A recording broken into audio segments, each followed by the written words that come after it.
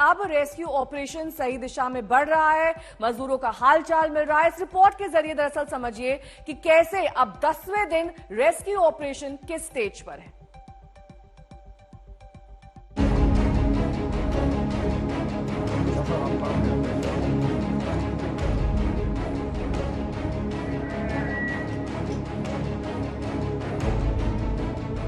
उत्तरकाशी के सुरंग में फंसे मजदूरों की खैरियत का पहला वीडियो आया है। आज टनल हादसे का 10वां दिन है और पहली बार राहत और बचाव कर्मी टनल के भीतर कैमरा डालने में कामयाब रहे। सीसीटीवी का ये वीडियो देखिए। रेस्क्यू अधिकारी सुरंग में फंसे मजदूरों को निर्देश दे रहे हैं कि वो एक एक करके अपनी गिनती करें ताकि सबकी खैरियत का पता चल सके। सभी को एक एक करके कैमरे पे दिखाओ और कैमरे पे पता चल जाना चाहिए हम आपको यहाँ से देख रहे हैं।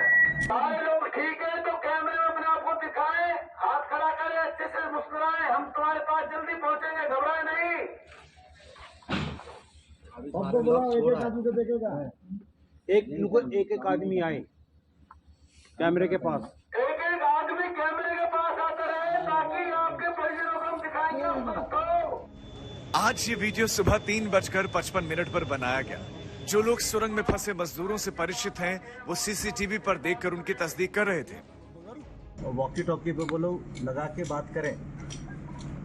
क्या नाम है इसको? सबा सबा सबा सबा और उसे ऑन करके बात करो। सबा सबा सबा 20 साल। ये कौन है? ये विश्वजीत है सर।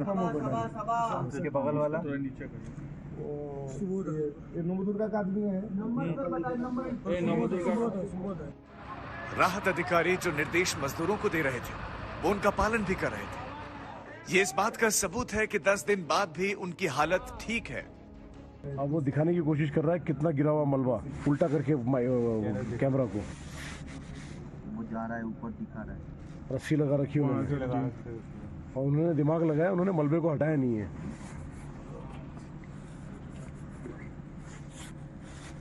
वो कैविटी दिखा रहा है। वो ऐसा लग रहा है कि हम जो बोल रहे हैं एक एक चीज सुन रहा है, वही कर रहा है। यस, राहत कर्मियों के लिए ये बड़ी कामयाबी है और अब कोशिश हो रही है खाना और पानी की नई खेप भेजने की।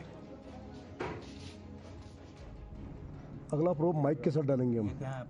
आई थिंक अभी सर खाना भेजना जरूरी है हमें, वो भी आएगा है ना। अभी हम क्या करते हैं, पानी उनको बोलो, हम लोग अभी ये पाइप को साफ करेंगे थोड़ी देर बाद पानी के साथ और ब्लोअर के साथ। कल भी सिलक्यारा टनल में फंसे मजदूरों को खिचड़ी भेजे गए थे। दिन में टनल के अंदर से एक वीडियो सामने आया था जिसमें बोतलों में खिचड़ी भरी जा रही थी। देर रात 24 बोतल खिचड़ी पाइप के जरिए मजदूरों तक पहुंचाई गई। 6 इंच चौड़ी पाइप आर पार होने के बाद खिचड़ी से भरी हुई प्लास्टिक की बोतलें मजदूरों तक पहुंचाने में कामयाबी मिल पाई है।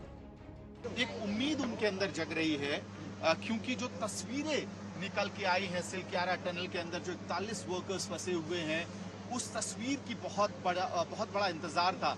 देखिए, कल रात को एक लंबे मशक्कत के बाद 6 इंच का एक रेस्क्यू टनल, एक तरह से कहा जा सकता है, वो बनाया गया था। रेस्क्यू किसी और तरह का था। इससे जो इमरजेंसी फूड पैसेजेस हैं या दवाइयों का पैसेज है या फिर इस तरह से जो तस्वीरें खींचनी है, अंदर के विजुअल्स लेने हैं, जो टनल के अंदर के हालात हैं उसको समझने के लिए जो भी टेक्नोलॉजी का इस्तेमाल करना है वो संभव हो पा रहा है इस 6 इंच के टनल के बाद।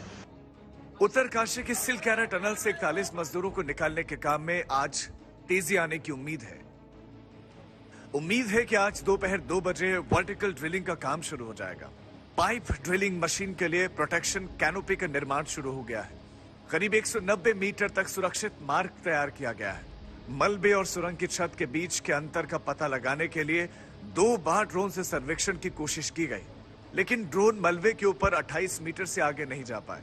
एक ड्रोन क्षतिग्रस्त हो गया। डीआरडीओ का रोबोट भी ढलान पर आगे नहीं बढ़ पाया। सूत्रों के मुताबिक बचाव कार्य के लिए आज अमेरिकी ऑगर मशीन का इस्तेमाल किया जा सकता है। इस बीच रेस्क्यू ऑपरेशन में इंटरनेशनल टनलिंग अंडरग्राउंड स्पेस के प्रोफेसर अर्नोल्ड डिक्स भी शामिल हो गए हैं।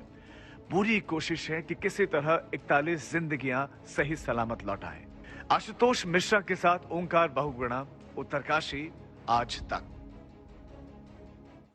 आशुतोष मिश्रा मेरे सहयोगी जुड़े हुए हैं तमाम जानकारी के साथ। आशुतोष, वॉकी टॉकी के जरिए जो संपर्क साधा गया उसमें मजदूरों ने अपनी हालत के बारे में और किस तरह की चुनौती वहां पर है, ऑक्सीजन की कमी है या खाने पीने की कमी है, इसके बारे में क्या जानकारी दी है? दरअसल जैसे ही 6 इंच चौड़ी पाइप भेजी गई है, ये उनके लिए एक लाइफ लाइन है। हालांकि पहली लाइफ लाइन से सिर्फ ड्राई फ्रूट जा रहा था, सूखी रसद थी, जो बहुत ज्यादा पेट तो आप नहीं भर सकते उससे। लेकिन जैसे ही ये पाइप पहुंची है, उनकी खुशी का ठिकाना नहीं था। सबसे पहले जब उन्हें बताया गया कि अब आपके लिए खाना आ रहा है, तो उन्हें पहले 24 बोतलों में भरकर खाना भेजा गया इस पाइप के जरिए।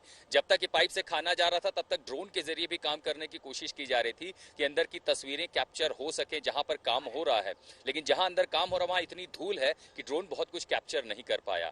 वो तमाम मजदूर बहुत ज्यादा बोल नहीं पाए, क्योंकि जब वॉकी टॉकी भेजा गया, वॉकी टॉकी के लिए भी एक रेंज और नेटवर्क चाहिए। 60 मीटर चौड़ा मलबा एक दीवार बना हुआ है, जिस वजह से वॉकी टॉकी काम नहीं कर पाया। और जिस पाइप के मुहाने पर ये तमाम आप तस्वीरों में देख पा रहे हैं कि जो बात कर रहे हैं, दरअसल उनके हाथ में एक लाउड स्पीकर है, छोटा मिनी लाउड स्पीकर है, जिसका मुंह पाइप की ओर रखा गया है। यहां से ज्यादा शब्दों में उन्हें समझाने की कोशिश की जा रही है, क्योंकि वहां से जो रिस्पॉन्स आता है वो 1 या 2 शब्दों में ही हो पाता है, तभी समझ में आती है बात, क्योंकि दूरी है। तो उनके पास अभी वॉकी टॉकी से संपर्क नहीं है, अभी भी वो उसी तरह से पाइप में मुंह डाल करके बोलते हैं, तो उनकी आवाज यहाँ रिसीव हो पाती है। लेकिन यहाँ से जो कुछ बोला जा रहा है, चूंकि अब उसके लिए स्पीकर का इस्तेमाल हो रहा है, तो वो पूरी तरह से समझ पा रहे हैं। इस बीच टनल के पूरे मुहाने पर अब रोबोटिक्स की मदद ली गई। तो दरअसल जो रोबोट आया था DRDO का, वो समतल जगह पर चलता है, और चूंकि वो समतल जगह पर नहीं चल पाया, अंदर की जमीन काफी उबड़ खाबड़ है, मलबा पड़ा हुआ है, तो अब ये कोशिश की जा रही है कि उसे फिर से असेंबल किया जाए और उसको उसके रोवर को इस तरह तैयार किया जाए कि एक बार फिर वो टनल पर चल पाए और वहां की मिट्टी को और वो पूरी मोटी दीवार को वो सेंस कर पाए। अब इन जब तकनीकों का इस्तेमाल हो रहा है, तो ड्रिलिंग की भी तैयारियां साथ के साथ हो रही हैं।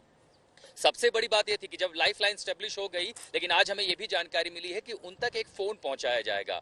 वो फोन जो पारंपरिक रूप से इस्तेमाल होता है, जिसमें तार होता है, सिंगल हैंड सेट होता है, तार के साथ अगर भेजेंगे, तब ये कोशिश की जाएगी कि पहले रेस्क्यू टीम और उनके बीच एक प्रॉपर कम्युनिकेशन हो सके।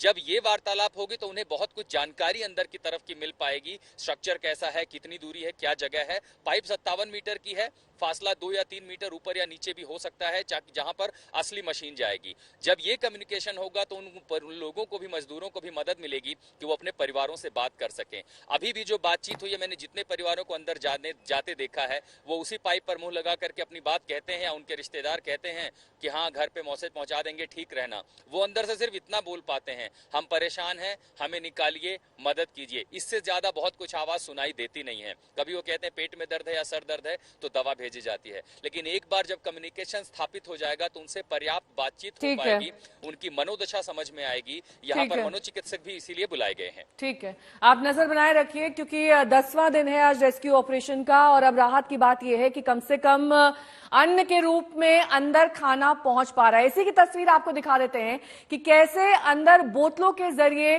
खाना पहुंचाया गया। 24 बोतल खाना अंदर भेजा जा चुका है इस पाइप के जरिए, ताकि अब ड्राई फ्रूट्स और बाकी दूसरी चीजों के साथ साथ ये खिचड़ी इन मजदूरों तक पहुंच सके, क्योंकि हर जिंदगी को बचाना है, यही उत्तराखंड सरकार कोशिश कर रही है, और लगातार इन कोशिशों को अंजाम देने के लिए एक्सपर्ट्स की भी मदद ली जा रही है। 41 मजदूरों की जिंदगी अभी भी सांसत में है, लेकिन इस बीच राहत की बात यह कि अब इन तक ठीक तरीके से खाना पहुंच रहा है।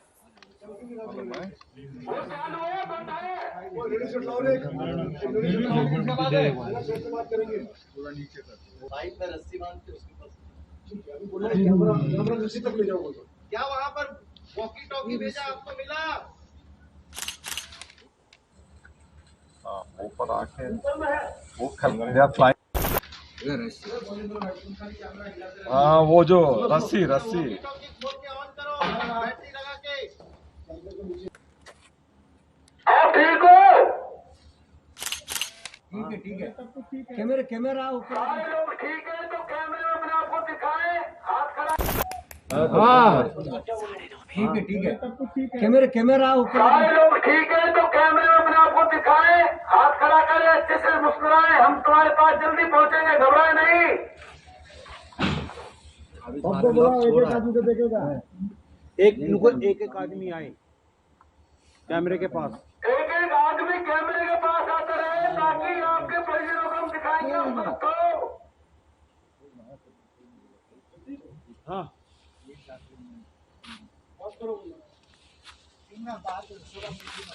नहीं नहीं मेरा नहीं